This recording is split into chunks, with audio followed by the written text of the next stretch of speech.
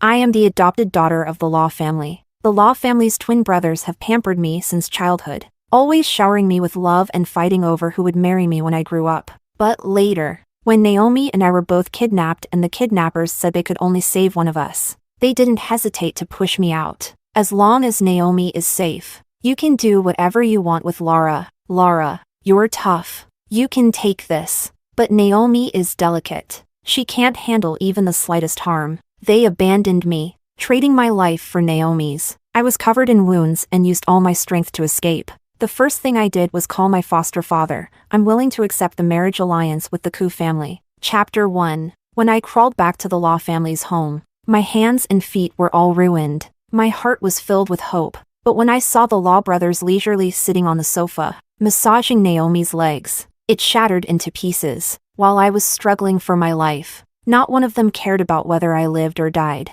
I stood at the door for a long time. And finally, James noticed me. He lifted his chin and gave a strange smile. See? I told you she'd be back within 24 hours. She's always been clever, full of tricks. Outwitting kidnappers is like a game for her. Claude, I won the bet. Your sports car is mine now. They were twins. Claude was the older brother, James the younger. Claude groaned in frustration. Damn, I should have never bet with you. I thought she'd take longer. I didn't expect her back this quickly. I was so angry my voice was shaking. Why didn't you save me?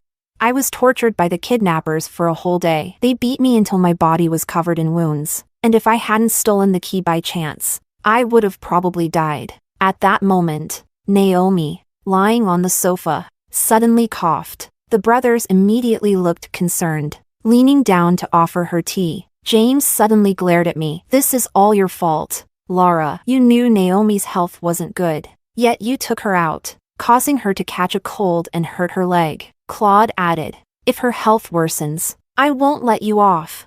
I didn't understand what they were saying. It was her who insisted on dragging me out to see a fireworks show. It turned out to be a remote place, and as soon as we arrived, we were kidnapped. I was the victim here. Why is everyone blaming me instead? It wasn't me who took her out. It was her. I gasped for breath, pain shooting through my chest as I spoke. Naomi suddenly interrupted, sitting up weakly from the sofa, holding each of the brothers' hands tightly. Her pale face was on the verge of tears, looking utterly aggrieved. Don't blame Lara. It's all my fault. I grew up without anyone to care for me. Never had enough to eat. My body was too weak to escape, and that's why she suffered with me. It's all my fault. Don't scold her. Scold me instead. Her tears instantly softened the brothers, and they rushed to wipe them away. Naomi, you're so good. How could it be your fault?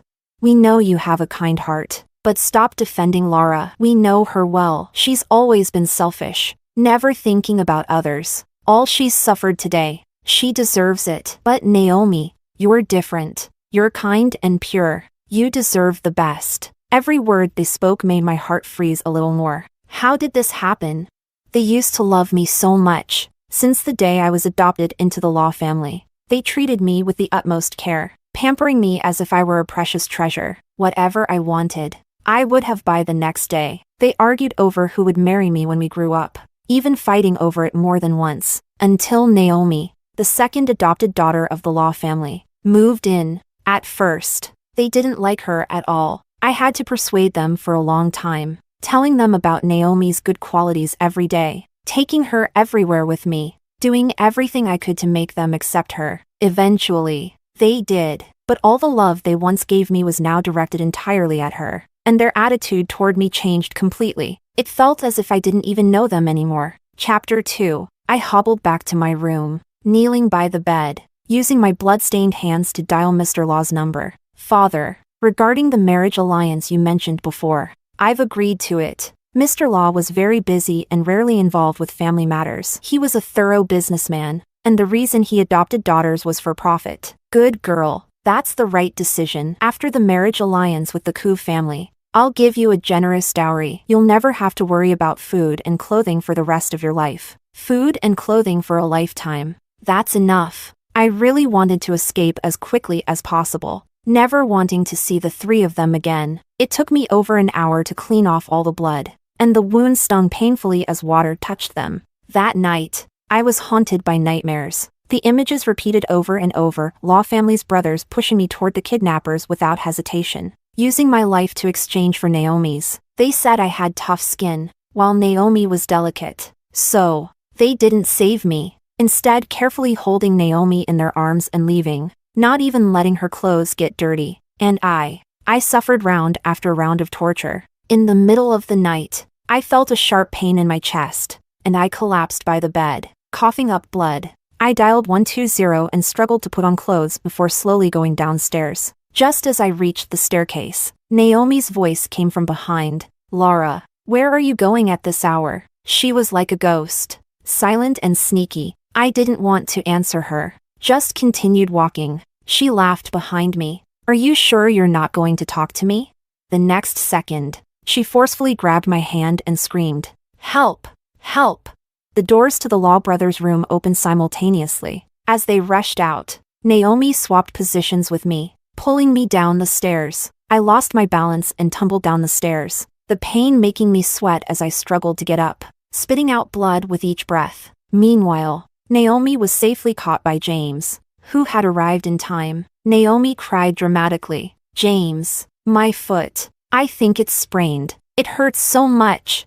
Claude immediately knelt down on the floor, rubbing her foot. With each rub, Naomi cried out, "It really hurts. Claude, stop, please." The Law brothers were furious. Claude dashed down the stairs and without hesitation, kicked me in the stomach. "You evil woman. What did Naomi do to you for you to hurt her like this?"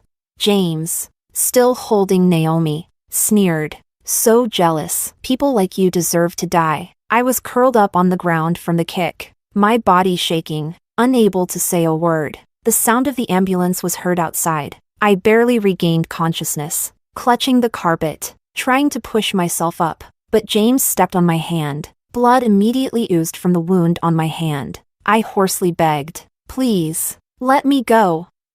Please." James' voice was cold and heartless. "What right do you have to take the ambulance? If you're so capable, crawl to the hospital yourself." After saying that, they left, carrying Naomi out with them. The sound of the ambulance grew distant as I lost consciousness once again. Chapter 3. When I woke up again, I was in the hospital. The housekeeper who came to work in the morning had found me. 2 of my ribs were broken, and I had numerous other injuries. The doctor said that one of my ribs nearly punctured my heart. If it had been just a little worse, I would have never opened my eyes again. "Young lady, what's your family's phone number? I can help you call them." "You're too weak. You'll need someone to take care of you." The nurse spoke kindly. I forced a weak smile. "Thank you, but no need. I don't have any family." I thought that the best family I had, just a while ago, had watched me die and even cursed me to die. I closed my eyes in exhaustion. Another nurse came in, gossiping in a low voice. "Hey, I just saw a pair of extremely handsome twins in the next room." I almost couldn't resist asking for their contact info. "Why didn't you?" "Tisk. They're probably not single. They're protecting this girl so tightly, even feeding her bite by bite." I told them her foot was fine, and they still gave me a dirty look. Hearing this, my heart couldn't help but ache. Why is it that she can so easily take everything from me as soon as she appears? After 4 bags, I was finally able to get up and go to the bathroom. My bladder had been full for so long that it hurt, but I couldn't walk fast, so I had to move slowly. As soon as I reached the bathroom door, I looked up and saw the Law brothers standing there, one on each side, like guards. I tried to walk around them, but Claude stopped me with his hand. "Are you blind or mute? Can't you even greet us?" How rude. No matter how much Law family tries to teach you, it's useless. You're just a waste. James, standing beside him, crossed his arms and laughed. "What did you expect? That she'd be as clever as Naomi?" Claude sneered. "Don't compare her to Naomi. She's not worthy." I clenched my fists and gritted my teeth. "Are you done talking?" My stomach was in so much pain that I didn't have the energy to argue with them. "If you're done, then move. Are you not embarrassed standing here at the women's bathroom?" I swiped Claude's hand away and covered my stomach as I tried to walk in, but James cruelly stuck out his foot. I didn't see it in time and tripped, crashing onto the cold, hard floor. Ah! The sharp pain in my chest and stomach made me cry out, tears flooding down my face. I was like a stranded fish, helplessly struggling on the ground. James' mocking laughter came from behind me. Oh, pretending to be hurt? You should just stay on the ground if you're so capable. Just then, Naomi came out of the bathroom. She walked up to me with a superior air, and as she reached me, she threw water from her hands all over my hair. "Aw, Laura, what are you doing on the floor? Do you need my help?" As soon as she came out, the two brothers seemed like dogs seeing a bone, immediately rushing to her side. Claude scooped her up in his arms. "Let her act. Naomi, don't waste your time with her. She's too scheming. You're so pure. You can't win against her." James asked with fake concern. "Naomi, does your foot still hurt?" Naomi acted cute. "It still hurts so much. Can you rub it for me? I heard that helps it heal faster." The Law brothers were all smiles, fighting over who would rub her feet. They were flirting, while no one cared about me. Lying on the floor in pain, I thought I was going to die, my whole body trembling, until the nurse who was giving me N4 came over, anxiously lifting me from the ground. I tasted blood in my throat again and coughed it up. Chapter 4. The nurse hurriedly called for help. Claude glanced down briefly and said to the nurse, "Are you a doctor? What kind of vision do you have? Can't you tell she's faking it?" The nurse angrily retorted, "What kind of eyes do you have? Her limbs and internal organs are damaged. She's in so much pain, why don't you try faking it?" The two of them exchanged a brief, silent look. I was too exhausted to pay attention to them. I could only lean on the nurse's shoulder and wait for help to arrive. But it didn't take long before the pain became unbearable. James, as though his conscience had suddenly awoken, reluctantly crouched down and reached out to pull me up. "You're so annoying. It's just a small injury. Is it really necessary to make such a scene?" But before his hand could touch me, I slapped it away with all the strength I had. My red eyes locked onto his, filled with boundless hatred. "Get away from me. Don't touch me." Their cruelty had caused me this pain.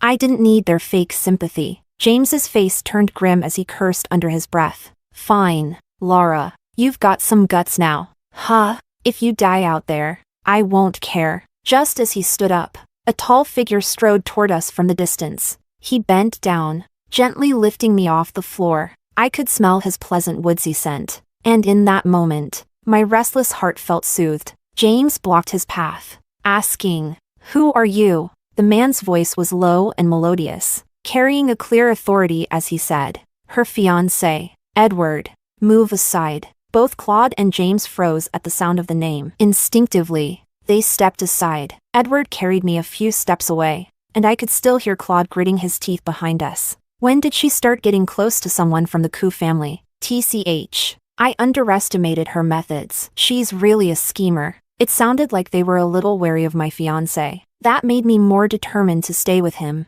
Edward and I were not strangers. Since I was 18, Law's father had been subtly creating opportunities for me to interact with Edward, all while keeping it a secret from the Law brothers. At that time, they were still obsessed with me and would never allow me to be alone with other men. So once I realized Law's father's intentions, I began to resist. It had been nearly 2 years since I last saw Edward. He still had the same charm as ever. "Edward, thank you for helping me." I weakly thanked him as I lay in the hospital bed. Edward sat at the edge of my bed, looking at me deeply. After adjusting my blanket, he stood up. "No need to thank me. Rest well. I'll leave now." As he turned to walk away, I stretched out my fingers and lightly touched his hand, gently grasping it. "Can you wait for a moment?" Edward's fingers stiffened slightly. "Sure." He sat back down, patiently watching me. I hesitated before speaking, organizing my words. "We're going to get married, right?" Chapter 5. Edward was silent for a few seconds before nodding. "Yes." Then he quickly added, "This is essentially a union of two families, but if you really don't want it, I won't force you." I panicked at the thought of him rejecting me and quickly said, "I want to." "Of course, I want to." I desperately needed to escape my current situation, and if I had to use a marriage to assert my value, Edward was undoubtedly the best choice. Perhaps my response was too eager, because Edward suddenly looked down and smiled, his tone somewhat surprised. "I thought you disliked me." I was confused. "Why would you think that? 2 years ago, I thought you had agreed to my invitation. I waited for you for a long time that day, but you didn't show up." There was a hint of unspoken disappointment in his voice. I immediately remembered what he was referring to. 2 years ago, I considered Edward a friend, so when I received his invitation to have dinner alone with him, I eagerly agreed. But that day, James had suddenly fallen ill. He cried and insisted I stay with him, refusing to see a doctor unless I was there. That night, Law's father found me. He told me to be nice to Edward. That was when I first learned the blatant reality of my situation. I realized that I was nothing more than a pawn. I didn't want that. So I began to rebel, to resist, and to try to change my fate. That was why I started avoiding Edward and never saw him again. I didn't expect to have made him misunderstand. I never disliked you. I was just too young and naive back then, thinking I could resist fate. I'm sorry, Edward. I didn't keep my appointment that day. A long overdue apology. Edward gently patted my head, his tone warm. It's okay, I forgive you. I held his hand, my eyes filled with longing. When will we have the wedding? Are you in such a hurry? I want to get married soon. Is that okay? Edward grasped my hand firmly, his palm warm. Okay. During my hospital stay, Edward visited me every day. The day I was discharged, he came to pick me up. He had listened to me when I mentioned wanting a quick wedding. As soon as I was out of the hospital, he had already arranged the engagement party. I wore a pure white dress and had my makeup done delicately. As I walked into the venue, arm in arm with Edward, I immediately spotted the Law brothers and Naomi. Claude and James looked absolutely dreadful. Naomi stood between them, one arm linked with each of them, wearing a puffed-up skirt, looking every bit the princess. Though I was one of the main characters at the engagement party, Edward, fearing I might tire, allowed me to rest aside after a simple walkthrough. Not long after, Claude appeared behind me. He grabbed my arm and forcefully dragged me out of the banquet hall. James waited outside, and the two surrounded me. I tried to push them away. What do you think you're doing? Claude sneered. What's the matter, Laura? You're in such a hurry to get married right after being discharged. Are you afraid you won't find a husband later? You're really that cheap? James fiddled with the hem of my dress, his face mirroring Claude's, both wearing contemptuous smirks. Or did Edward give you something good? Money, a house, or has he slept with you? Chapter 6. The words were filled with malice and venom. I was furious and raised my hand to slap him, but the difference in strength was overwhelming. Before my wrist could even reach him, James tightly grabbed it. He pushed me against the wall, grabbing my chin. He hissed, Laura, you didn't even tell your brothers about the engagement? Have we spoiled you too much? You think you're all grown up now? Huh? I couldn't understand what they were thinking. My engagement has nothing to do with you. Besides, you're not even my real brothers. My life isn't something you can control. As soon as I finished speaking, their expressions darkened. We raised you. What do you mean? It has nothing to do with us? Without our Law family's care, you, an orphan, would have been dead by now. You really think you could survive on your own? Turns out, you're just an ungrateful little wolf. The hand on my chin tightened suddenly, and I couldn't break free. The pain was so intense that tears were threatening to fall. Just then, Naomi walked over. Claude, James, what are you doing? She clutched her stomach and looked pale, feigning distress. I think I ate something bad. My stomach hurts so much. Her voice was soft, sweet, and full of that exaggerated, needy tone. James immediately released his grip on me and hurried toward Naomi with concern. Naomi, what did you eat? Naomi grabbed their hands, complaining about the food here. Any one of our family's aunts could cook better than this. Who hired this terrible chef? The Koo family has no taste. Edward happened to arrive just in time to hear that. He paused for a moment, his smile thin and cold. It's terrible, is it? I heard from the staff that Miss Lynn here ate quite a lot, like she hadn't eaten in ages. If it was so bad, why eat so much? Is it true the Law family has fallen so far that they can't even afford decent food? Naomi's face instantly turned an ugly shade of both red and blue. The Law brothers immediately grew defensive, jumping to her side. You can't just insult the food. Naomi's health might suffer from it. Are you going to take responsibility? Edward ignored them completely, walking over to me instead. He gently touched the red marks on my chin, his eyes suddenly turning cold. He pulled out his phone and sent a few quick messages. Soon, several bodyguards in uniforms arrived at a swift pace. Edward pulled me closer, his arm around my shoulders, and gave the bodyguards a command: escort these three out. My Ku family doesn't welcome anyone who disrespects my fiancé. The bodyguards followed the instructions without hesitation, showing no mercy. When they refused to leave, they were immediately shoved and pushed out of the way. The Law brothers' suits were rumpled. Naomi's skirt was stepped on and covered in dirt. Looking disheveled and filthy, Claude tried to retaliate, but he was no match for the highly trained bodyguards. With one swift move, he was thrown onto the ground. Looking utterly pathetic, he scrambled to his feet, his face flushed with rage. "Edward, don't go too far. Lara is my sister. This is her engagement party. If you dare kick us out, I'll take Lara with me." Edward sneered, a cold laugh escaping his nose. "Take her?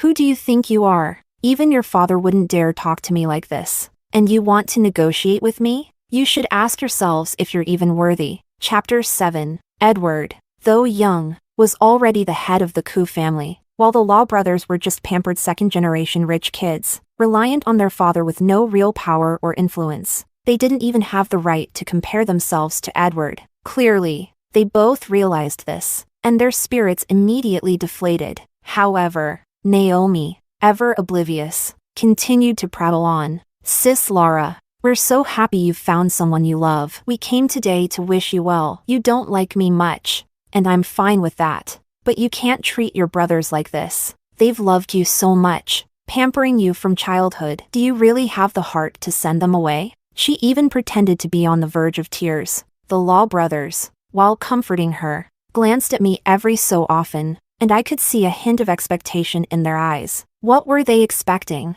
I was fed up with Naomi's hypocrisy and their double standards. I turned away in disgust, leaning into Edward's arms. "I don't want to see them anymore." Edward wrapped his arm around my waist. "Okay." This time, the bodyguards didn't hesitate. They immediately dragged the three of them out. The high society guests at the party were all watching, amused. The Law brothers had utterly embarrassed themselves. James's furious words lingered in the air. "Lara, just wait." Edward cupped my ears protectively. "Don't worry about them. I'm here." The long-lost feeling of being loved and protected warmed my heart. After the engagement, Edward bought me a house. Finally, I no longer had to return to that cold, unwelcoming home. However, I kept receiving harassing messages from Claude and James. Either they insulted me or threatened me, always implying the same thing: I needed to move back. It was ridiculous. When I was there, they treated me like I was invisible, and now that I was gone, they wanted me to come back. They were completely unreasonable. I ignored them until Claude sent me a photo. "If you don't come back tomorrow, I'll burn this. You know I always follow through on my threats." It was an old photo of me as a child with my deceased biological mother. I had almost no memories of her, and the photo was just a sentimental reminder. It wasn't crucial, but I didn't want it destroyed. After some consideration, I decided to return. When the car pulled up to the Law family mansion, I felt an odd sense of unfamiliarity. This was the place I had lived in for over a decade. Yet after only a short time away, it felt strange. Once inside, I saw the Law brothers sitting on the couch. Interestingly, Naomi was absent. The moment they saw me, they immediately adopted their usual sarcastic tone. "Oh, look who decided to come back. Living in the Ku house too comfortably. Huh? Almost forgot where your real home is." I didn't listen, didn't respond. I walked straight over to them and held out my hand. "Give me the photo." Claude, sitting with one leg crossed over the other, was lazy and indifferent. "What photo?" I couldn't stand his attitude. "Stop pretending. Is this fun for you?" "Oh, it's very fun," he replied casually. "To tell you the truth, I could have given it to you, but now I don't feel like it." I fought back my frustration and refused to argue with them. Instead, I turned and went upstairs to my room. Knowing them, they wouldn't keep something like that on their person. It was probably hidden somewhere out of sight. When I opened the door, I was stunned. The room was filled with gift boxes and plastic containers, some opened, some not, scattered everywhere. On the bed, the carpet, the balcony. What had once been a warm little nest had turned into a chaotic storage room. A sharp pain shot through my chest. These were probably all birthday gifts Naomi had received. My birthday was the day before hers, but that year, I had been in the hospital, and no one remembered. Not even a happy birthday came my way. Chapter 8.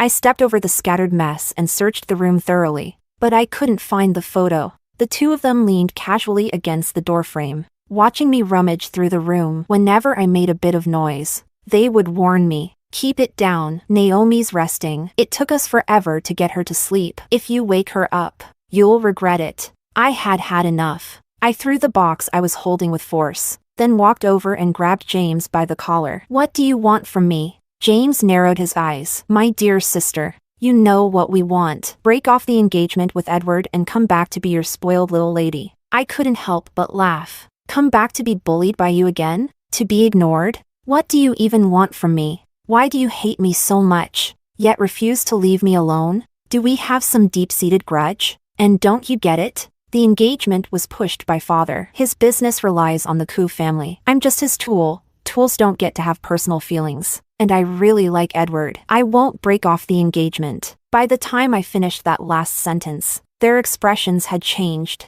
Claude grabbed my shoulder, his teeth grinding together. "Like him? You're telling me you like Edward? You've got to be kidding me. Do you even know what kind of person Edward is? Do you have any idea how many dirty tricks he's used to get to where he is? And you still like him? Laura, you really are both stupid and naive." James was growing impatient. He interrupted, his voice sharp. "Why waste time talking to her? If we don't let her leave, do you think she can walk out of here?" I took a cautious step back. "What do you want from me? What do we want?" "Of course, we're locking you up so you don't go running off to that Koo guy and embarrass the Law family." James shoved me hard. I staggered backward, and he reached for the door handle, trying to slam the door shut. Just as he was about to close it completely, I managed to wedge my foot between the door and the frame. The force caused my whole foot to throb with pain, but I held back the scream. "You want to lock me in?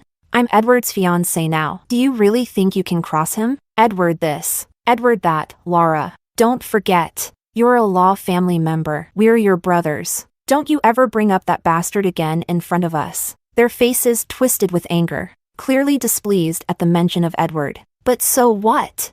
I don't have the Law surname. You never treated me like a sister, did you? And you already have Naomi as a sister. Why won't you leave me alone? Are you happy torturing me until I'm broken?" I shut my eyes for a moment, suddenly feeling an overwhelming exhaustion. I pushed them away with all my strength, trying to leave, when Claude pulled out the photo from somewhere and shouted, "I told you, if you try to leave, I'll burn it." I froze, slowly turning around. I ran back, snatching the photo from his hand, but the photo had been carelessly kept. It was crumpled, and my mother's face was a blur, unrecognizable. Did it even hold any meaning anymore? A wave of deep sadness swept over me, and as my fingers moved, the already fragile photo was torn into countless tiny shreds. The Law brothers stared, eyes wide in shock, their pupils trembling. They had seen how carefully I had once kept the photo, how much it had meant to me, but now, I had torn it to pieces with my own hands. The fragments scattered across the floor, never to be pieced back together. "It's mine. I'll handle it myself. From now on, you have nothing that can threaten me." I turned to leave. They couldn't stop me now. Chapter 9. Suddenly, a scandal about me erupted in high society. Rumors spread that I had been once assaulted by my kidnappers, and that I was no longer pure. People behind my back mocked Edward for picking up a damaged good. At first, I had no idea about this, as Edward had kept it from me. But one day, when he took me out for dinner, one of his business partners bluntly brought it up. "Mr. Koo, with your looks and status,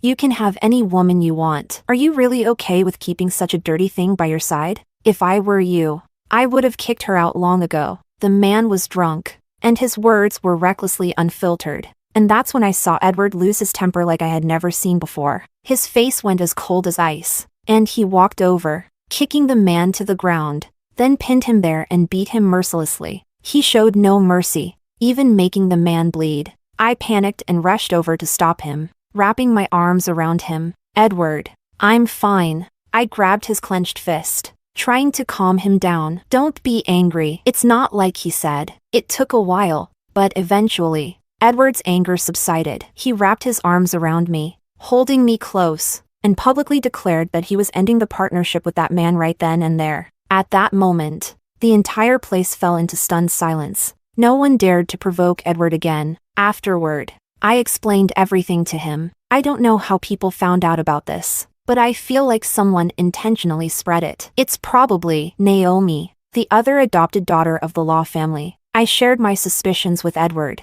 He listened patiently, his hand gently brushing the scar on my forehead, a scar that still hadn't faded. His eyes were full of tenderness and concern. "Do you trust me?" I nodded. Of course. I trusted him. He was the only person who cared about me in this world. After I finished speaking, Edward kissed the corner of my mouth, his voice low and hoarse. "Then leave everything to me." Our wedding with Edward proceeded as planned. Everything moved quickly and smoothly, but on the eve of the wedding, the rumors that had been suppressed seemed to resurface. This time even worse, with embellishments that painted me as a truly wretched person. Even Edward's friends couldn't stand it anymore. They approached me, offering me a large sum of money, hoping I would leave on my own and not tarnish Edward's reputation. Naturally, my mood was affected, and I felt down for several days. Meanwhile, the Law brothers came to find me again. It had been a while since I'd seen them, and they looked thinner, their spirits not as high.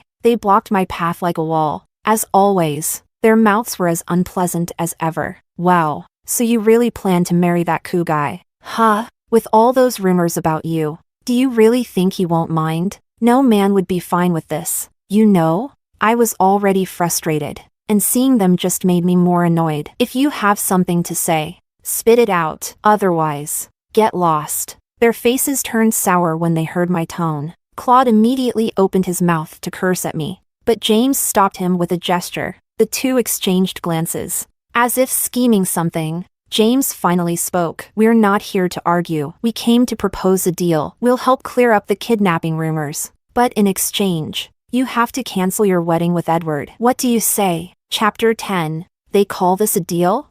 I laughed. "Let me make it clear. It's impossible. I'm definitely marrying Edward." Claude couldn't hold his anger anymore. He glared at me, eyes burning with fury, and his tone was dripping with mockery. "If Edward knew that the pure image you show on the outside is all a facade, and that you secretly hired someone to kidnap your own sister, do you think he'd still like you?" I frowned, not quite understanding what he was saying. Claude took a step forward, disgust written all over his face. "Why are you still pretending? You failed to hurt Naomi, and now you're getting a taste of your own medicine. You deserve all of this. Since the moment Naomi joined the Law family, you've been targeting her. She's so good to you. Even after you hurt her, she still tried to protect you and kept quiet. If we hadn't found out about her injuries, she'd still be suffering." What ridiculous things they were saying. How exactly had Naomi brainwashed them like this? "Laura, you're such a malicious woman. We're trying to help you, and you're still ungrateful. You're truly disgusting." I was speechless. Without thinking, I slapped him across the face with a sharp smack, my palm stinging from the force. I never had Naomi kidnapped, and I've never hurt her. My tone was flat, without any expectation that they would believe me. It was simply a fact. I had long since gotten used to how they would always blindly protect Naomi. So, I felt nothing inside. I just couldn't help but find it all laughable. You believe whatever Naomi tells you. She's playing you like fools, and yet you're so naive, still defending her. It turns out you're the real idiots. Claude, James, you two are pathetic. I almost feel sorry for you. As I turned to leave, they stood there, frozen, as if finally realizing something was off. On the day of the wedding, the atmosphere was lively. Although many people looked down on me, Edward's status was undeniable. His wedding was a grand affair. Those who should be there came, and those who shouldn't still came, including Naomi. I thought she was here to cause trouble for me, but she wasn't. She was here for Edward. At my wedding, Naomi wore a bright red, seductive mermaid dress, her makeup flawless, her cheeks flushed with pink blush. In the past, she loved wearing this kind of makeup in front of the Law brothers, always trying to appear delicate and lovable. "Edward Gitch, my father asked me to deliver your wedding gift, but it's too heavy to carry inside. I left it outside. Can you come with me to get it?" At that moment, Edward was crouching down, adjusting the hem of my wedding dress. He glanced at me, then back at Naomi, before getting up and replying, "Okay, I'll go with you to get it." As I watched them leave together, my heart twisted slightly, especially when Naomi gave me a look that seemed half smiling, half mocking, almost as if she was saying, "See, if I want him, I can have any man I desire with just a snap of my fingers." Even though I knew Edward wouldn't be swayed by Naomi, after the past experiences with those two, I couldn't help but feel a bit uneasy. In the makeup room, I waited alone. Soon enough, I saw the figures of two people reflected in the mirror. The Law brothers quickly walked toward me, frowning as they grabbed me by the arm and yanked me up from the chair, their hands tugging at my wedding dress. "You look terrible in that wedding dress. Take it off and come with us." Chapter 11. My forehead throbbed, and I raised my hand to slap him. The long, carefully designed nails I wore for the wedding gown sliced across James's face, leaving a trail of blood. He was furious, his voice low and menacing, each word coming out like a roar. "Law, R.A." I shrugged them off. "What's wrong with you? You come to cause trouble at my wedding?" James struggled to hold back his anger, swallowing his rage. "We know you're being forced to marry Edward. We're here to save you. Take off the wedding dress, and we'll take you abroad. Got it? Save me? From what position are you saving me?" I sneered coldly. Claude yelled at me. "We raised you. Don't forget that. Even if you're inherently vile and unchangeable, not just anyone is worthy of marrying you. Since you were a child, you've stuck to us like a shadow. Even if we raised a dog, we'd have some feelings for it. Laura, the only ones who can bully you are us." His words made my stomach turn. What a righteous speech. They really thought they were the good guys. But there was one truth in their words. Growing up, they were the only ones who ever bullied and hurt me. It wasn't until I left them that I realized the world outside was so much brighter. "Take me abroad. And what about Naomi?" I asked, without missing a beat. They both looked at me like it was obvious. "Is that a question? She's so fragile. She can't survive without our care." "Of course, we're taking her with us." Claude suddenly pointed at me. "I warn you, just because we're taking you doesn't mean we forgive you. From now on, you must treat Naomi well. All the wrongs you've done to her, you will kneel and apologize. Beg for her forgiveness." Even now, they still thought Naomi was some innocent little lamb. I smiled faintly, shaking my head in disbelief. "I'm not going with you, but there's still a big scene today. You can stay and watch." Just as I finished speaking, a sharp scream echoed down the hallway. I followed the Law brothers outside. We saw Naomi, disheveled, her collar wide open as she ran out of her room and threw herself into their arms, sobbing and crying. Then, Edward emerged from the same room. He was still impeccably dressed, his face unchanged, showing no signs of distress. But the Law brothers, their minds no longer functioning clearly, instinctively assumed that Edward had hurt Naomi. "Edward, I'll kill you." James opened a nearby fire extinguisher cabinet and grabbed the extinguisher, ready to smash it into Edward. Edward sidestepped, narrowly avoiding the blow. I ran over, lifting the heavy hem of my dress, and positioned myself in front of him. James looked at me, disbelief written all over his face, his forehead veins bulging with rage. "He just hurt Naomi, and you still dare to protect him? Laura, he's my future husband. If I don't protect him, who should I protect?" I took Edward's hand, interlacing our fingers in front of them. Claude's eyes burned with hatred. "Laura, we were fools to think we could save you. You, a filthy woman, belong with that rapist." Edward's expression tightened, as though he wanted to stand up for me. I scratched his palm lightly, pulling him back. "Say whatever you want, but our wedding is about to start." Chapter 12. As Edward and I had expected, they were bound to cause a scene at our wedding. Just when Edward and I were about to exchange rings, the Law brothers appeared with Naomi in tow. They snatched the microphone from the host's hand. The guests below were all confused, not understanding what was happening. "Everyone, the wedding is over. Not long ago, Edward locked my sister Naomi in a room and assaulted her. When we found her, her clothes were torn off. How could this garbage animal still have the face to get married? Today, I must get justice for my sister." His words sent the crowd into an uproar. The well-known Edward, being exposed for his misconduct at the wedding, harassing a woman, it was a scandal beyond belief. Of course, some didn't believe it. "What proof do you have?" James pulled Naomi out and handed her the microphone. Claude encouraged her. "Don't be afraid. Just tell everyone what happened. We've got your back." Naomi's eyes were red, and tears streamed down her face. I don't know why this is happening. Today was supposed to be my sister's wedding. I just came to wish them well. But I didn't expect my brother-in-law to be such a person. He locked me in the room, wouldn't let me leave, tore off my clothes, and kissed my body. I was so scared. As she spoke, she lifted her collar, revealing visible hickeys on her neck and collarbone. Her words were filled with emotion, tears streaming down her face. With her performance, even the most ambiguous video seemed to become real. She sniffled. If you still don't believe me, I have a video. I can show it to you. She opened her phone and played the video. It was only a few seconds long. Edward's face flashed by quickly, followed by her fearful voice. Brother-in-law, what are you going to do? Please, don't do this to me. It was originally a vague video. But with her acting, most of the people believed it. The crowd below started to whisper, pointing fingers at Edward and me. Some people stood up, ready to leave, even trying to make a show of it. I never thought Mr. Koo was such a vulgar person. We won't collaborate with him anymore. How disappointing. They all knew that once the story spread, the stock price of the Koo family would definitely plummet. When the walls fall, everyone rushes to push them down. But they still weren't careful enough. Did they not notice how calm Edward and I were?